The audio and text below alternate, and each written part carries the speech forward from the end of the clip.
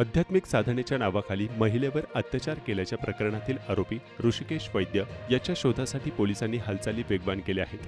पुणे पोलिसांची 4 पथकं आणि माणिकपूर पोलिसांची 2 पथकं अशी एकूण 6 पथकं या आरोपीच्या मागावर आहेत.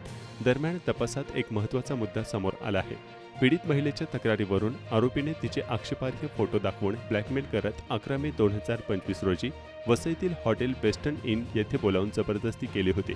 मात्र संबंधित हॉटेलच्या व्यवस्थापकाने त्या दिवसाच्या नोंदवहीत ऋषिकेश वैद्य या नावाची कोणतीही नोंद नसल्याचं स्पष्ट केलं.